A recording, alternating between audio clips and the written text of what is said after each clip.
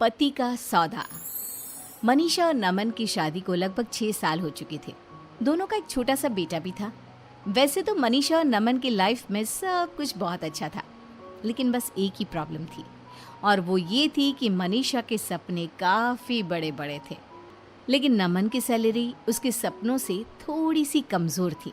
और इसी वजह से मनीषा बार बार अपने हस्बैंड नमन से महंगी चीज़ों की फरमाइश करती रहती, और नमन अक्सर फरमाइशों को पूरा नहीं कर पाता था। दोनों मियाँ बीवी के बीच इस बात को लेकर नोक झोंक होती रहती थी, लेकिन दोनों में प्यार भी था, ठीक वैसा ही जैसे नॉर्मल हस्बैंड और वाइफ के बीच होता है। ऐसी ही एक सुबह की बात है। आज आप ऑफिस से जल्दी आ जाना नमन, चिंटू कब से मॉल जाने की जिद कर रहा है। तुम चिंता मत करो, आज शाम को हम चिंटू को लेकर मॉल जरूर जाएंगे, ये मेरा वादा है। अच्छा सुनो, चिंटू को ना वो मॉल वाली टॉय शॉप से खिलौना भी खरीदना है, वो भी तुम्हें दिलवाना पड़ेगा। अरे मनीषा, ठीक वैसे के वैसे खिलौने मॉल के बाहर की दुकान पर भी मिल जाते हैं, वहाँ से खरीद लेंगे ना। मॉल की दुकानों पर टॉयज बहुत महंगे होते हैं। कर दी ना फिर वही मिडिल क्लास वाली बात, मेरा बेटा मॉल से ही खिलौना खरीदेगा। अरे लेकिन मनीषा, क्या फर्क पड़ता है, खिलौना चाहिए ना, कहीं से भी खरीदो। उसके साथ पढ़ने वाले उसके दोस्त ने कल ही उस मॉल की शोरूम से एक बहुत सुंदर खिलौना खरीदा है। मेरे बेटे को चिढ़ा रहा था। अब देखना, मैं भी चिंटू को वहीं से खिलौना लेकर दूंगी। अच्छा ठीक है, शाम को देखते हैं, अभी मैं जाता हूँ, देर हो रही है। शाम के वक्त मनीषा और चिंटू मॉल जाने के लिए तैयार हो जाते हैं, और नमन भी ऑफिस से आ जाता है। पापा, अब मुझे मॉल लेकर चलेंगे ना? हाँ बेटा, बिल्कुल। और ये देखो, पापा तुम्हारे लिए खिलौना एडवांस में ही लेकर आ गए हैं। अरे मैंने आपको कहा था ना, चिंटू को खिलौना मॉल वाली दुकान से चाहिए, आप क्यों लेकर आए? मम्मी, मुझे तो बस ये कार वाला खिलौना चाहिए था, कहीं से भी लेकर आए, उससे क्या फर्क पड़ता है? देखा मनीषा, तुमसे ज्यादा समझदार तो तुम्हारा बेटा है, तुम भी ना। तुम दोनों बाप बेटी हमेशा मिडिल क्लास ही सोचना। अच्छा चलो, आप ज्यादा बातें मत करो। घर से बाहर आने के बाद, ये क्या नमन, तुमने मॉल जाने के लिए ऑटो बुलाया है? अरे तो और क्या करता मनीषा। अरे नमन, कम से कम एसी कैब तो बुलानी चाहिए थी। अब हम इस खटारा से ऑटो में बैठकर मॉल जाएंगे क्या? तभी पड़ोस वाले घर के बाहर आकर एक कैब रुकती है, और मनीषा की पड़ोसन नलिनी घर से बाहर निकलती है। क्या हुआ मनीषा, कहीं घूमने जा रही हो क्या? हाँ, वो क्या है ना, शॉपिंग करने के लिए मॉल जाना था। तुम तो जानती हो मैं छोटी मोटी दुकानों से शॉपिंग नहीं करती, इसलिए बस आज मॉल जाने का प्लान बनाया था। अरे मॉल से शॉपिंग करने जाती हो? लगता तो नहीं। अगर मॉल से ही शॉपिंग करने जाती हो तो ऑटो में बैठकर क्यों जा रही हो? कैब क्यों नहीं बुक करवाई? देख तो सही कितनी गर्मी है बाहर। उफ। इतना कहकर नलिनी वहां से चली जाती है। नलिनी के जाने के बाद, नमन, आप ना हमेशा मिडिल क्लास की मिडिल क्लास ही रहना। यहाँ मेरी पड़ोसन मेरी बेइज्जती करके चली गई। अब चलो, ऑटो में बैठकर मॉल जाएंगे। अरे मनीषा, कब तक इस तरह दूसरों से अपनी तुलना करती रहोगी? तुम जानती हो ना, मेरी तनख्वाह ज्यादा नहीं है। कुछ दिनों बाद, नमन मेरी बात सुनो, वो नलिनी का बेटा है ना, वो बड़े स्कूल में पढ़ता है। उसकी जो स्कूल बस आती है ना, उसमें तो एयर कंडीशन लगा हुआ है। और एक हमारा बेटा देखो, छोटे से स्कूल में पढ़ता है, टूटी सी वैन में बैठकर जाता है। अरे मनीषा, फिर से वही बात। तुम जानती हो ना हमारी फाइनेंशियल कंडीशन कैसी है। मैं कुछ नहीं जानती। नमन, मुझे भी अपने चिंटू का एडमिशन बड़े वाले स्कूल में करवाना है। मेरा बेटा भी फर्राटीदार अंग्रेजी बोलेगा। अरे मम्मी, अंग्रेजी तो मैं अब भी फर्राटेदार बोलता हूँ। मैं भी तो इंग्लिश मीडियम स्कूल में पढ़ता हूँ। क्या हुआ अगर मेरे स्कूल का साइज थोड़ा छोटा है? अरे चुप कर, तू बहुत बीच में पटर पटर बोलता है। एक तो तेरे पापा और ऊपर से तू कभी नहीं सुधर सकते।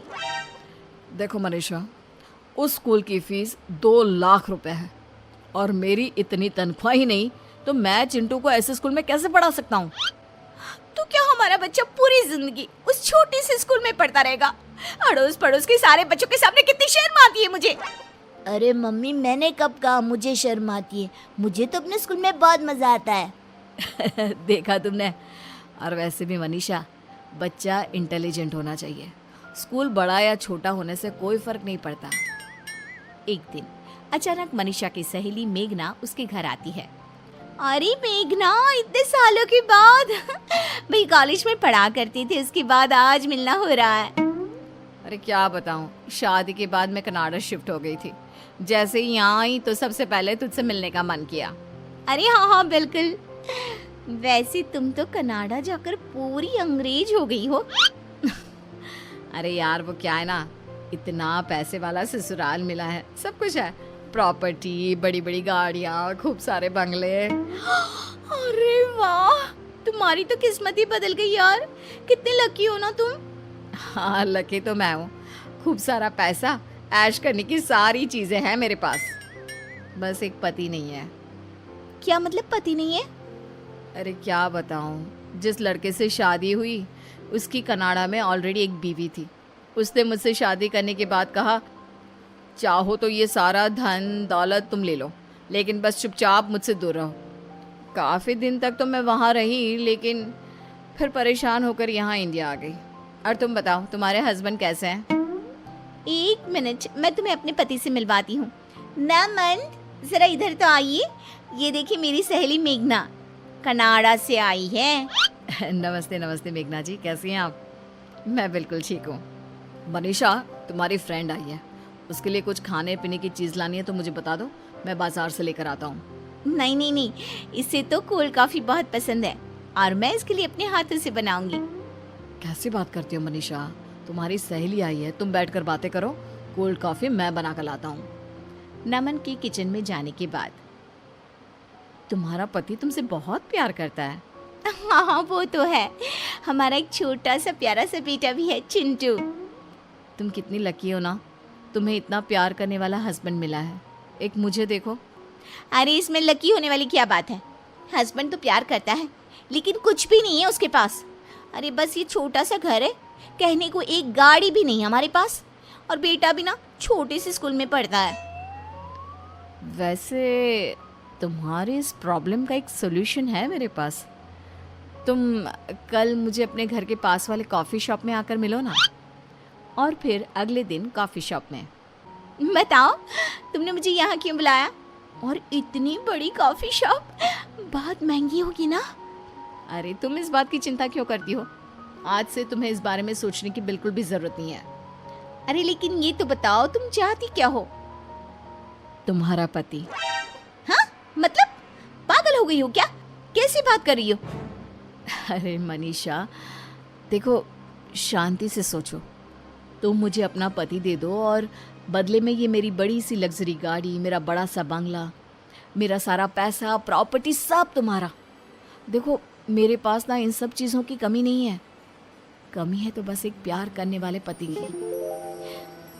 क्या तुम सही कह रही हो?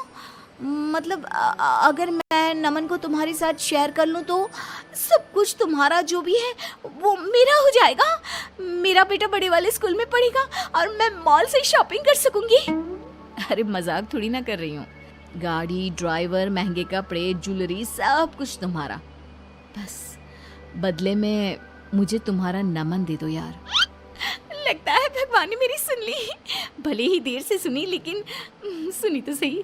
अच्छा प्रॉब्लम ये है कि मैं अपने पति को इस चीज़ के लिए राजी कैसे करूँगी? देखो वो तुम्हारा प्रॉब्लम है, अब जल्दी से मेरी डील फाइनल कर दो और लो ये महंगी वाली कॉफ़ी पियो। और सुनो, तुम्हें बिल पे करने की भी ज़रूरत नहीं है। घर जाने के बाद,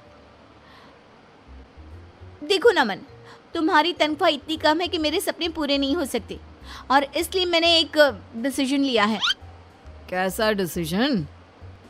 देखो नमन, उस दिन जो मेरी सहेली मेघना घर पर आई थी ना, उसके पास बहुत रुपया पैसा है लेकिन एक प्यार करने वाला पति नहीं है, और मेरे पास तुम हो लेकिन रुपया पैसा नहीं है। तो उसने मुझसे कहा कि तुम्हारे बदले वो मुझे दुनिया की सारी लग्जरी देने को तैयार है। पागल हो गई हो क्या? मेरे बदले का क्या मतलब है? मैं कोई घर में रखी हुई चीज हूँ जो तुम उठाकर उससे दे दोगी? देखो नमन, अगर तुम मुझसे और अपने बेटे से जरा सा भी प्यार करते हो ना तो बस तुम्हें इस डील के लिए तैयार होना पड़ेगा। अब से तुम्हें मेघना के साथ रहना है इस घर में, और मैं मेघना के बड़े से बंगले में जाकर रहूंगी। मेरा बेटा बड़े वाले स्कूल में पढ़ेगा, हमारे पास एसी गाड़ी होगी, ड्राइवर होगा, सब कुछ होगा। देखो मेघना, ऐसा कुछ नहीं होने वाला। मैं कहीं नहीं जा रहा। अगर तुमने ऐसा नहीं किया ना तो मैं हमेशा के लिए चिंटू को लेकर ये घर छोड़कर चली जाऊंगी। मेघना की जिद के आगे नमन परेशान हो जाता है और फिर मेघना अपना पति मनीषा को दे देती है। कुछ दिनों के बाद मम्मी मुझे पापा चाहिए, मुझे पापा के पास रहना है। सही कहते हो बेटा, तुम्हारे पापा के बिना तो मेरा भी मन नहीं लगता। कितने दिन हो गए हैं वो घर ही नहीं आए। चलो हम उनसे मिलने के लिए चलते हैं। चिंटू और मनीषा नमन से मिलने के लिए अपने पुराने घर में जाते हैं। वहां जाकर देखते हैं कि मेघना और नमन उस छोटे से घर में भी काफी खुश थे। अरे आओ मनीषा, बहुत दिनों के बाद आना हुआ। वो क्या है ना, नमन की बहुत याद आ रही थी इसलिए। पापा आप हमारे साथ रहिए ना, हम आपके साथ इस छोटे से घर में भी रहने को तैयार है। लेकिन बेटा, तुम्हारी मम्मी को तो बड़ा घर चाहिए। अगर तुम्हें मेरे साथ रहना है तो यहाँ मेघना आंटी के साथ रहना पड़ेगा, पुराने घर में। मैं यहाँ रहने के लिए तैयार हूँ। उस बड़े से घर में और बड़ी गाड़ी में मम्मी को जाने दो, मुझे नहीं जाना। अरे ये तुम क्या कह रहे हो? मैंने तुम्हारी वजह से ये डिसीजन लिया था। देखो मनीषा, ये डिसीजन तुमने मेरे बेटे की वजह से नहीं बल्कि अपने बड़े बड़े सपनों को पूरा करने के लिए लिया था। मेरी गलती का मुझे एहसास हो गया है। अब मैं आपके साथ रहना चाहती हूँ। लेकिन अब तो ऐसा नहीं हो सकता। तुमने पेपर साइन किए हैं और हमारा सौदा हुआ था। प्रॉपर्टी तुम्हारी और पति मेरा। नमन आप कुछ कहिए ना, ये मेरे साथ ऐसा नहीं कर सकती। देखो मेघना, मनीषा ने जो कुछ भी किया है तुमने कहा वैसा ही किया है। अब मेरे हाथ में कुछ भी नहीं है। तुमने सब कुछ खो दिया, अपना बेटा भी और पति भी, लेकिन मुझे इस छोटे से घर में भी सब कुछ मिल गया।